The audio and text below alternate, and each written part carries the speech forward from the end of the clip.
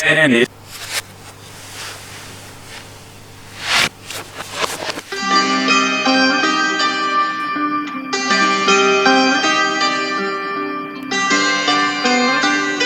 Bonjour à tous, nous allons bien évidemment parler aujourd'hui de Tenet, le dernier film de Christopher Nolan, avec dans les rôles principaux John David Washington, Kenneth Branagh et Robert Pattinson, sans oublier la très grande et talentueuse Elizabeth Debicki. Bon, comme souvent, je ne serai pas le premier youtubeur à vous évoquer ce film, évidemment. Tout a été déjà pas mal dit dans beaucoup de vidéos que j'ai eu le plaisir de voir avant d'aller voir le film. Donc j'ai été le voir hier, je l'ai encore bien en tête. Je vais essayer de vous en faire un portrait honnête. Alors, de ce que j'ai pu constater au niveau des premières réactions, il y a en gros 3 grosses catégories qui se dégagent. Il y a ceux qui se sont emmerdés, il y a ceux qui n'ont rien compris, et il y a ceux qui visiblement vouent une sorte de haine envers Christopher Nolan. Voilà, l'impression qu'ils nourrissent ça depuis 25 ans. Tels des chasseurs tapis au fond des bois derrière un buisson. Et effectivement, Tenet leur donne l'occasion de dire « Ah, vous voyez, je vous l'avais dit, que Nolan était un tâcheron, ne savait pas réaliser des scènes d'action, était un scénariste nul. Je vous l'avais dit. » Bon, je trouve ça un peu dérangeant, parce que c'est des gens souvent qui n'ont pas forcément attaqué les films individuellement. Je dois reconnaître, j'aime beaucoup ce cinéaste, hein, je ne suis pas non plus un fan aveugle, mais j'aime beaucoup ce réalisateur, je trouve qu'il amène... quelque chose de nouveau dans le blockbuster, à savoir quand même quelque chose d'immersif, qui pousse à la réflexion, donc qui essaie de tirer quand même le public vers le haut, et ça, je trouve que c'est très bien. Il a une totale liberté pour ça, et donc du coup, il se permet d'essayer des choses audacieuses, on a pu le voir dans Interstellar, comme on a pu le voir dans Inception, voilà, des concepts assez complexes, mais très bien traduits en images, et très bien expliqué en général. Voilà, voilà, il y avait des gens qui vont être ravis, qui attendaient ça depuis 25 ans. Oui, Christopher Nolan s'est planté, et Tenet est son moins bon film, le plus mauvais diront ceux qui ne l'aiment pas. Alors j'ai lu ici ou là que Christopher Nolan désirait depuis longtemps réaliser un James Bond. Bon, du coup, ce Tenet est porté effectivement beaucoup plus sur l'action, l'espionnage, l'aventure, que ses films précédents. Et contrairement effectivement à beaucoup de critiques sur YouTube, j'ai plutôt bien aimé sa première heure de film. Voilà, visiblement, il y a des gens qui ont râlé parce qu'ils n'y comprenaient rien et que ça les empêchait de suivre correctement le film. Moi, je trouve que ce n'est pas problématique du tout. Au contraire. C'est-à-dire qu'on a bien conscience que quelques éléments nous échappent, mais malgré tout, voilà, Nolan nourrit son film régulièrement, comme je vous le disais, de scènes d'action assez spectaculaires, pas forcément transcendantes. Voilà, c'est peut-être aussi un des défauts de Tenet, c'est que Nolan continue à vouloir travailler voilà, en dur, c'est-à-dire, voilà, vous l'avez vu dans la bande-annonce, la fameuse séquence de l'avion qui se crache sur un entrepôt a été apparemment filmée avec un vrai avion de ligne, etc., etc. Donc ça donne quelque chose de réaliste à l'écran, mais pas forcément de spectaculaire, d'autant plus qu'il filme ça de façon assez plate. Mais bon, il y a d'autres scènes spectaculaires dans le film, etc. Donc on s'accroche, on regarde ça sans déplaisir, ce qui a été mon cas. Et voilà, même s'il nous manque des clés, mais à ce stade-là, c'est pas encore très gênant. D'ailleurs, on retrouve dans son intrigue, que certains ont qualifié d'assez basique, et je suis pas loin de penser ça également, on retrouve tous les archétypes d'un scénario bondien, façon old school, à savoir un méchant mégalomane, une épouse malheureuse, et un super agent prêt à prendre tous les risques pour accomplir sa mission. Bon, le problème c'est que passer cette première heure que moi j'ai trouvée prenante, intrigante, hein, voilà, le film est obligé un petit peu de devenir un peu scolaire et de nous expliquer quand même le fameux concept, ce fameux Tenet, qu'est-ce que c'est? Alors, c'est pas vraiment, je considère que c'est pas vraiment des spoilers que je vais vous balancer, mais on va mettre l'alerte spoiler. Pour ceux qui veulent avoir voilà, une totale surprise en allant voir le film, bon, n'écoutez pas ça, bien que je ne révèle rien d'extraordinaire, je vous le répète. Hein. C'est pas mon truc de balancer des spoilers extrêmement précis et importants. Je referme la parenthèse. Donc, cette technologie que vous avez entreaperçue dans la bande-annonce du film, Bon, des objets qui vont en gros à l'envers, hein, des objets qui reculent dans le temps au lieu d'avancer dans le temps, comme nous, ben finalement ne vont pas servir à grand chose dans l'intrigue. C'est-à-dire vous avez vu dans la bande-annonce, hein, voilà, cette scène où effectivement une balle fait le chemin inverse et rentre dans le canon et dans l'arme au lieu de sortir du canon et de l'arme.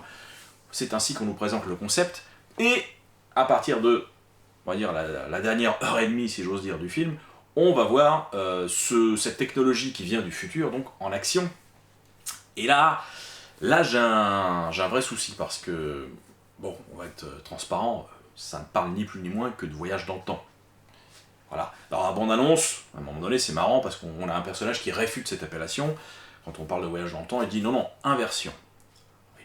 Bon, ok Christopher, inversion, mais n'empêche que tu racontes une histoire de voyage dans le temps, ni plus ni moins. Et rapidement, ce concept de l'inversion, qui normalement, d'après ce qu'on a compris, devait être le gros morceau du film, la grosse claque du film, va être un peu un pétard mouillé, parce que j'ai trouvé qu'il ne servait qu'à rhabiller un simple concept de voyage dans le temps, en le rendant plus complexe, voilà, parce que c'est de façon artificielle, en surajoutant du jargon scientifique, en restant très opaque, volontairement ou pas, j'en sais rien, mais sur les tenants, les aboutissants, sur les...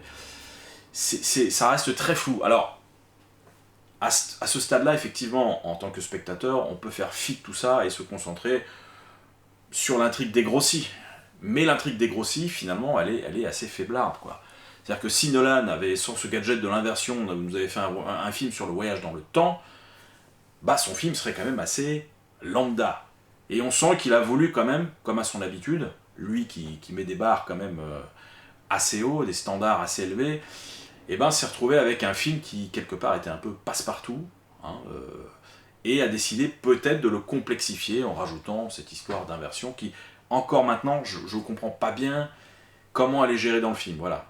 En plus, Nolan est un homme de concept visuel. Dans Inception, effectivement, bah, on va dire que le concept était là. Le concept était bien expliqué, même si le film, parfois, nécessitait pour certains une deuxième vision pour comprendre certains petits détails disséminés dans le film. Mais tout était plutôt clair. Dans Interstellar, pareil, même si on peut avoir des interrogations sur la scène finale, etc., l'idée générale du film était bien comprise par le spectateur. Et il y avait vraiment à chaque fois une volonté de bien expliquer, à travers généralement un personnage faisant office de tutoriel. C'était Ellen Page dans Inception, qui posait plein de questions à Leonardo DiCaprio, pas avare en réponse. Donc les choses étaient claires. Dans Interstellar, effectivement, il y avait à plusieurs moments des questionnements dans le film qui étaient clarifiés. Là, il n'y en a pas. C'est-à-dire qu'on nous présente une technologie qui est censée venir du futur. On n'a pas vraiment les détails précis, le mode de fonctionnement. On a des scènes où, effectivement, voilà, c'est un peu le concept du film. On va avoir des gens qui avancent dans le temps, et en même temps, on va avoir des gens qui reculent dans le temps. Voilà.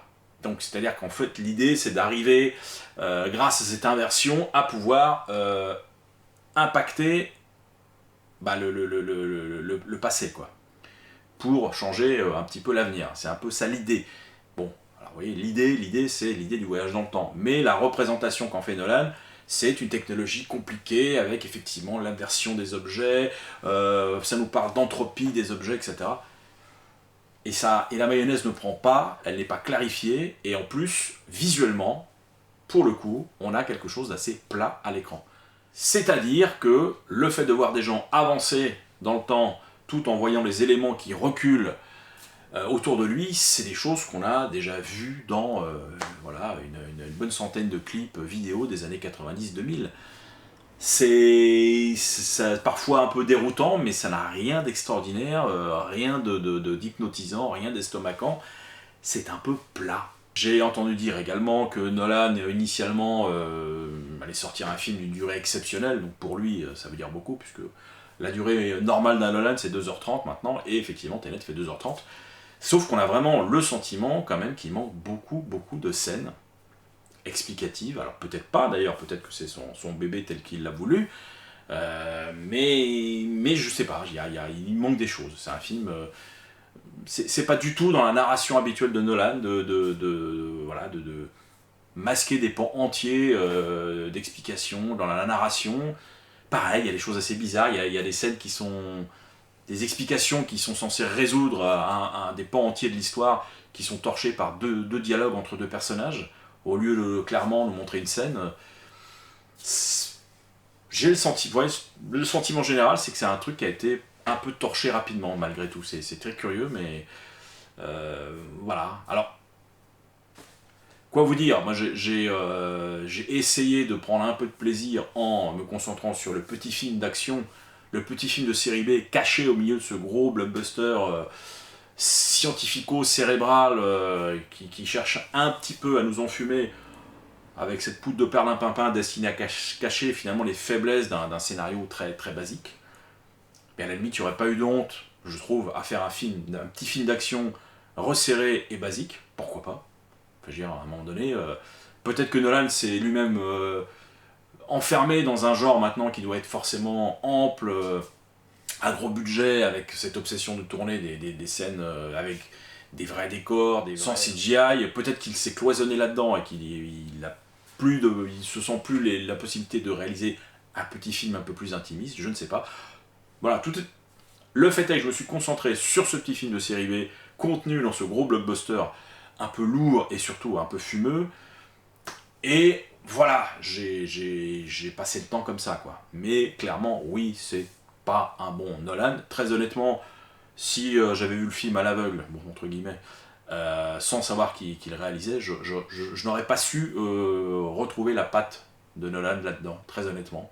En plus, il n'y a plus Hans Zimmer n'a pas composé la musique de film, donc c'est un peu lourdeau Ludwig Göransson, j'apprécie pas forcément, qui illustre avec une partition parfois un peu bizarre, un peu audacieuse, mais qui n'accroche pas, où il n'y a pas de thème fort.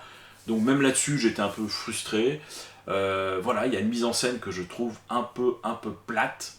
Tout ce qui ressort, toutes les petites choses qui peuvent éventuellement faire penser à Nolan, c'est toujours des décors assez magiques. Voilà, cette obsession de tourner dans le dur, comme Tarantino, et basta. Donc oui, bah, c'est raté. Bon, c'est le premier film en 25 ans, réellement, on va dire, qui est loupé. Alors en soi, c'est pas grave. Moi, je continuerai à m'intéresser au cinéma de Christopher Nolan, grandement.